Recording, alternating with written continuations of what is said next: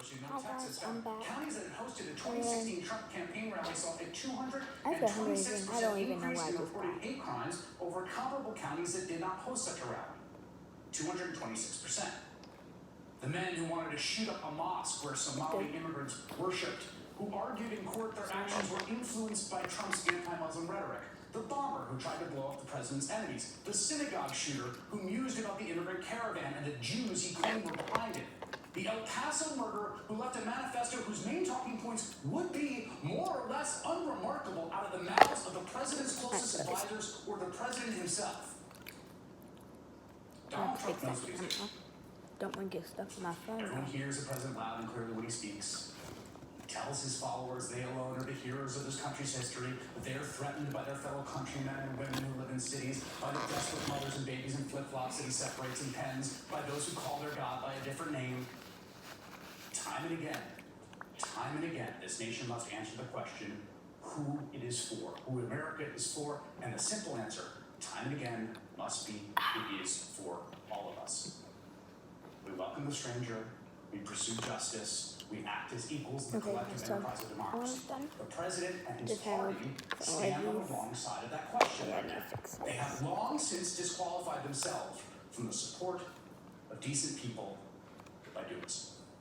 Joining me now, 2020 Democratic presidential candidate Beto O'Rourke, who represented El Paso in Congress for 6 years and native of that city. First of all, Congressman, how are folks in El Paso doing and coping right now? People in this community are so incredibly strong. I was just at University Medical Center visiting with people who have suffered the most grievous wounds you can imagine. People who also have family members who were shot, family members who unfortunately were killed.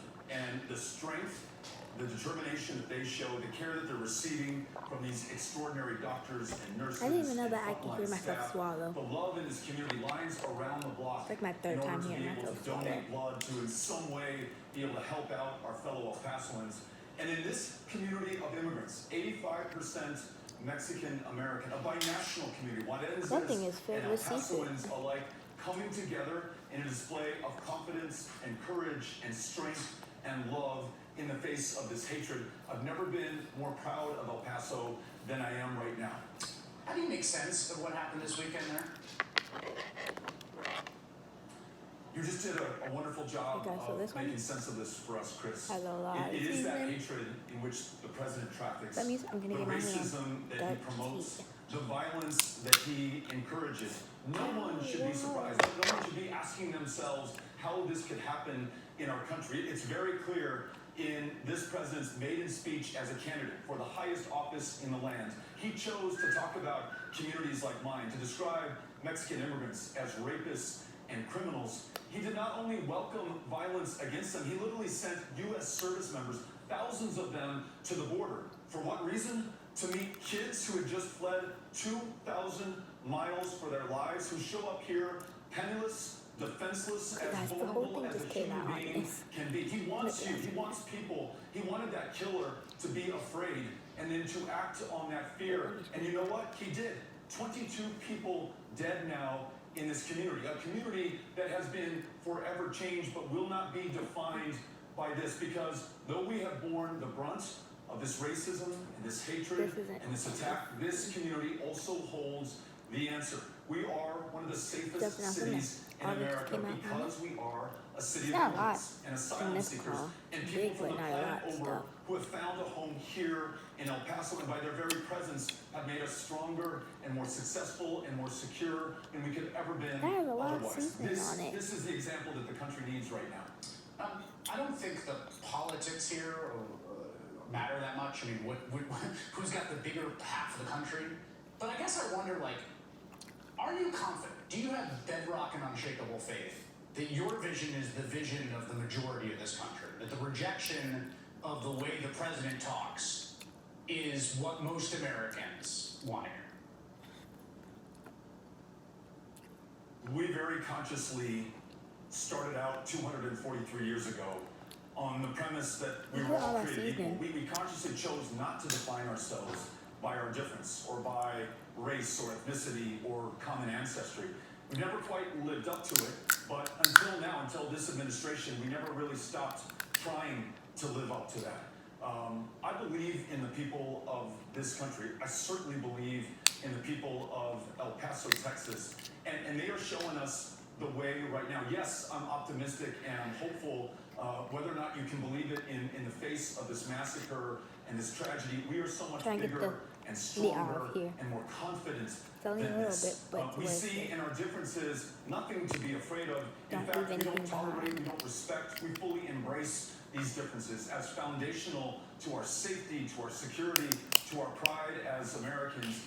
We're going to get back on track. We're going to reject this president and his racism, everyone who traffics in it, everyone who has aided him, those members of Congress who have yet to speak out against this president and draw the connections between his language, his rhetoric, and the violence that we're seeing. You mentioned in the opening, hate crimes on the rise every single year for the last 3 years. The mosque in Victoria, Texas, burned to the ground on the same day that Donald Trump signed a ban purporting to ban all Muslim travel to the United States of America.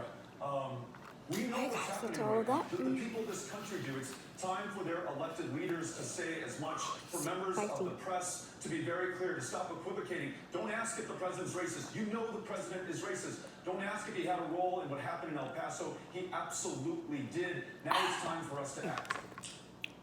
Do you think there's a world in which there are people who are still supporting the president, who are persuaded of this, who are amenable to the kind of vision that you're sketching about what an inclusive sort of Americanness looks like?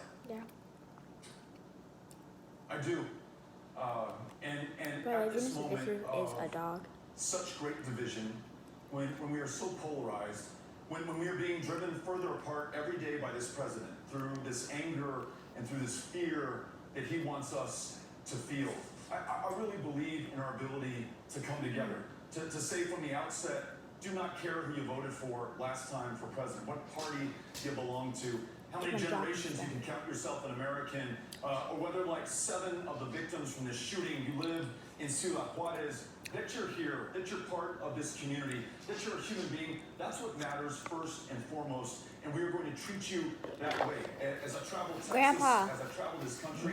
do you guys have scissors? That's what I hear. Do you guys have scissors? That's what we are going to live as a country going forward. Do you guys have scissors? Right, Beto, Congressman from El Paso, running for president. I wanted to say that you've been hearing this from with the entire nation, standing with you, the folks down there in Ohio as well. Can't break these things. We're grateful. Much more on this weekend's 2 mass shootings, including the rallying cry to do something about guns, what it means to label white nationalist murders as terrorism, and more on what this moment means for the future of our country. After this. Here's your Buick, sir. Actually, that's not good. Your Buick doesn't have a roof. This is my Buick. How would I say you want Buick? Easy. I want that in Buick. Me too. I was actually talking about that. Thank you. I did that. Buick's fresh new lineup is full of surprises. Current eligible non-GM owners and lessees get 20% below MSRP on most 2019 Buick Encore models. I had a heart problem. I was told to begin my aspirin regimen. I just didn't listen until I almost lost my life. My doctors again wanted me to take aspirin, and I do. Be sure to talk to your doctor before you begin an aspirin regimen. Listen to the doctor. Take it seriously. My husband and I are remodeling our kitchen. Do you know any good contractors? Maybe. Oh, dang. That's great. Can you find me the highest rated That pros is that fatness. would be the best one for the job? You can't expect your neighbors to do everything Home Advisor can. So just ask Home Advisor. Ryan Sorry, Banks, guys. 16 years My old, grandpa's when really he was strong. accused of a crime he did not commit. He literally taught me how to do a cartwheel. I got it for you. Don't make me roll these legal excuses about the system. Truth matters. We're reporters from the New York Times. So you guys look at this. You can only think upon the attack that we everywhere is what you get. So dramatic.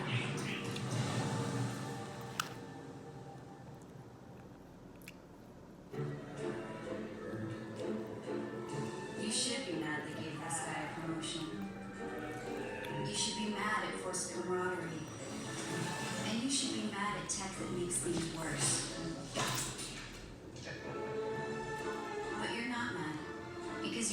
E-Trade, whose tech makes life easier by automatically adding technical patterns on charts and helping you understand what they mean.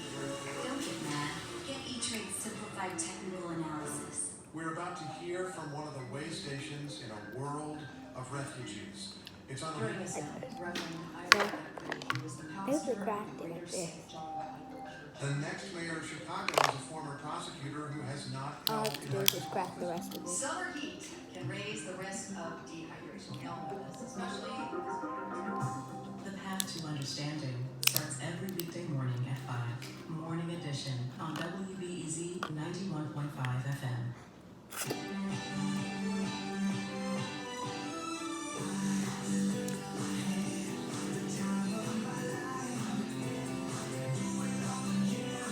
Save up to 65%. Call 1-800-SAVE. Is your credit card debt driving you batty? One call to Consolidated Credit can lower your interest rate, consolidate your bills into one easy That does? payment, and get you out of debt fast. I ain't Call almost done. 800-596-8053. 800-596-8053.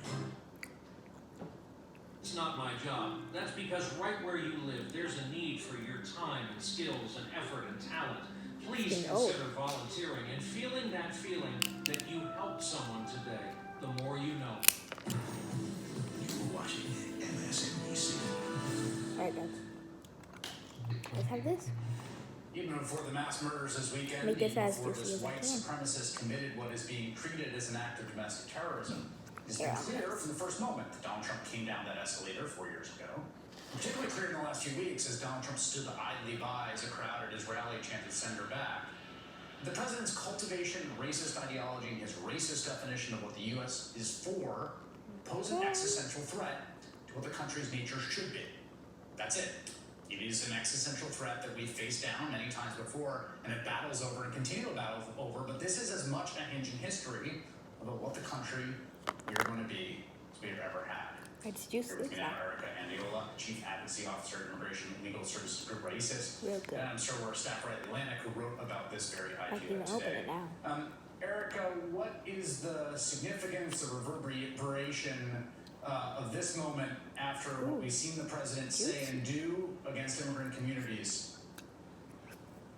Yeah, I mean, it was absolutely devastating for our communities to see that not only is the narrative of Donald Trump creating policies against our communities, it is also actually driving actions now from people who really listen to him, who really believe what he's saying about immigrants. And obviously, this person going to the border and doing what he did was specifically targeted towards immigrants, and he was very clear about it. And so to me, it is definitely right now very, very urgent that we're changing policies, but also that we're start changing narrative, and that the president needs to understand that what he's saying is going to continue to, change lives, and at the end of the day also end lives, as what happened just recently in El Paso. You know, Adam, I didn't play any of the president's speech today or even mention it because it just seemed to me completely immaterial. We know what he is and what he actually believes. And, you've written about this before, that the essence of what he has been selling cannot be detached from this particularly racialized vision of who really America is for, who belongs here, who's being invaded, and who the invaders are. Look, I'm sure the president doesn't actively want people to die, but both he and his advisors spent the last month telling everyone who would listen how brilliant the president's strategy of fomenting racial division was. ASMR is like so annoying. Literally, ASMR. So annoying. When you're telling your audiences, these huge Only audiences of sometimes. people, both who watch Fox News and who listen to the president, that the country is in danger, in existential danger, because of the threat posed by people who don't look or worship like them, then you can't control how people are going to react to it. Especially when you're up there saying, wouldn't it be great if we could just shoot them? And I want to stress something, Erica, I'd like to hear your response to this, piggybacking on what Adam said and what I said earlier. Even if there was no violence, it's still vile. Calling people an invasion, calling them an infestation, that language is dehumanizing and unacceptable on its own, detached from whatever deranged people do with it or violent people do with it. That to me seems fundamental to Did you put the this understanding of counter in? moment in terms of when you talk about what has to change. And it's also psychological damaging to certain communities. I can tell you that as a documented person, I've been afraid most of my life that I've been in the U.S. You know, my family has been really afraid for a really long time, even before Donald Trump was in office. But right now, I literally have feared for my life. I've known community members who have feared for their lives because of what has been said in those rallies, because of exactly the conversations that have happened in the 4chan and 8chan. I mean, I've gotten screenshots of people